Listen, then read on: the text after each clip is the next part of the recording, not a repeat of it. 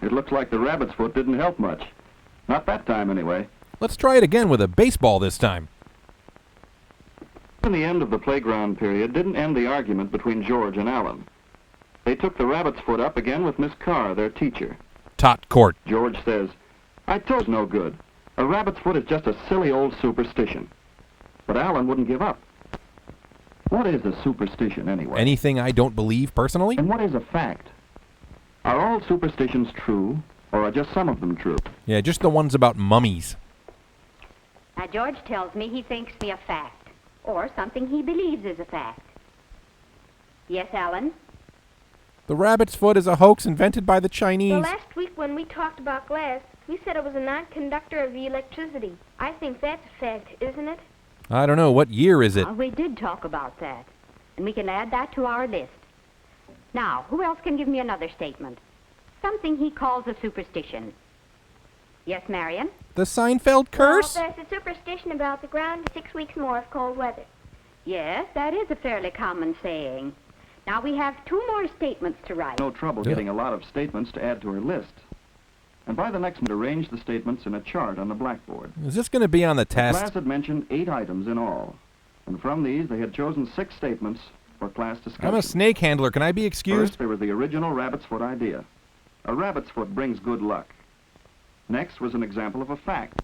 Glass is a non-conductor of electricity. That's just an old wives' Then, tale. If the groundhog sees his shadow on the 2nd of February, there will be 6 more weeks of cold weather. And Ned Ryerson. Miss Carr asked George to hand out individual record sheets so everyone could study all the statements very thoughtfully. Nope, fake news. Somebody had suggested the statement, "A pint of milk weighs more than a pint of cream." Right-wing Then propaganda. there was the idea that hot water will freeze quicker than cold water. These are hot-button And last issues. on the list was, water expands when it freezes. That's between water and the Lord Miss God. Carr asked everyone to think about each statement and to check off each one on the list.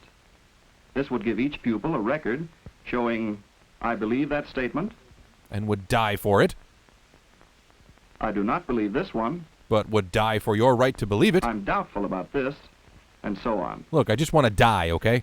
Very quickly, everyone completed the lists of the 6 statements the class had chosen. And now Miss Carr could add up what the whole class thought about each statement, from the rabbit's foot idea, clear on down the line to the end. Snopes, the home game. These are the opinions of the whole class. They tell a grim story about our education system. Now that we've recorded our opinions, I think we should investigate to find out whether or not our opinions are based on good reasons. First, Who wants a mint? how about a rabbit's foot? Will carrying one bring good luck? Only if the rabbit was a It seems saint. to me there's one way to find out. Alan, Yes, Miss Carr. Be a deer and run out and kill a rabbit? will you meet the 10 students who would volunteer to carry them for a week?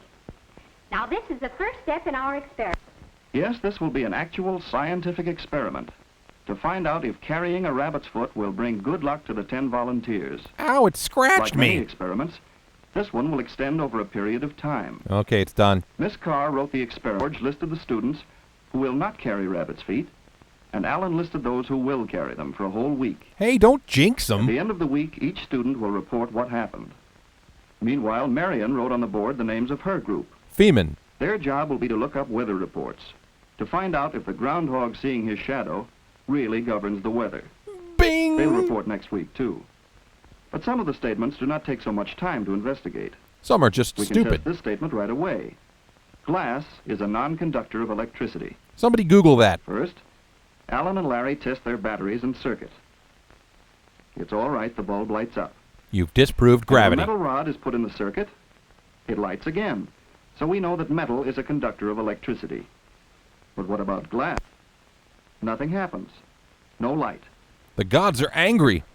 Now, do you believe that glass is a non-conductor of electricity? Let me check my Twitter bubble. There's no doubt about it now, because our experiment proved that statement to be a fact. This is too much power for third graders. While Alan put away the electricity experiment things, Miss Carr recorded the result. An early lead for science, but the day is still Now young. the students were basing these new opinions on evidence, experiments, guesswork anymore. Overthrow the grown-ups, please. A week later, Marion and her group were ready with their report on the groundhog statement. And while Marion was copying her records, Miss Carr called for individual reports on the rabbit's foot experiment. Alan was first. And he got struck by lightning. I was one of the 10 who carried a rabbit's foot. I found a quarter last Saturday. I call that luck. Bad luck. I didn't carry one. On Wednesday, I won the school poster contest, and on Thursday, I got a pretty low mark in history. I don't mind telling I you. guess that's good luck and bad luck. I did carry a rabbit's foot. The only unusual thing that happened was that we moved from one apartment to another. One by one, all Silenced the by the reported editor. on what had happened to them during the week. And they finally agreed that carrying a rabbit's foot doesn't really affect the daily events of their lives. So their experiment proved the first statement to be just a superstition. Big win for the rabbit community. Marion, would you like to give the report for your group now? Well, we studied the United States weather reports for the last 10 years for our state. Then we organized our material. And we formed a super PAC. And this is a good job of research. For every Groundhog Day, or February 2nd, the weather was listed. If it was fair, the groundhog would have seen his shadow. And if it was cloudy, he couldn't have seen his shadow. Conjecture. But shadow or not, the temperature never varied more than 2 degrees from normal. The groundhog had nothing to do with spring weather. You kids just made a powerful enemy. When we seek to answer our questions by observation and research and experimentation, as we have been doing, we are using the scientific method. And we're woke AF. The scientific method was discovered by Vasco da Gama in 1498. The scientific method is our most valuable weapon in the search for truth. I prefer Alta Vista. Modern man uses the scientific method in research to help him base his opinions on facts. For everything he can observe, he tries to discover the natural cause. Oh, looks like I did it. In the search for I never saw before. Hard to argue with that. In learning the truth about a rabbit's foot as a good luck charm, we use the scientific method. And right on down the list, the use of the scientific method gave us the truth. Or at least alternative Now, facts. Why not use what we have learned to discover the truth about the last 3 states? Does a pint of milk weigh more than a pint of cream? Well, what does the Try it Bible at say? home for yourself.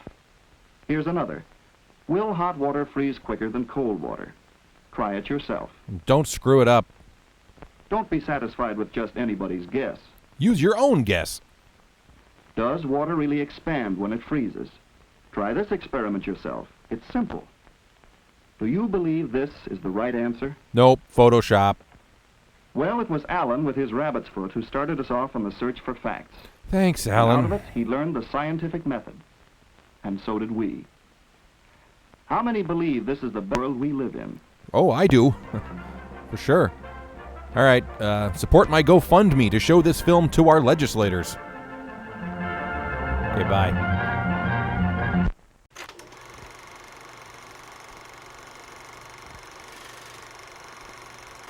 Hey, thanks for watching. If you enjoyed this video, there's 2 major ways you can support Fun with Shorts.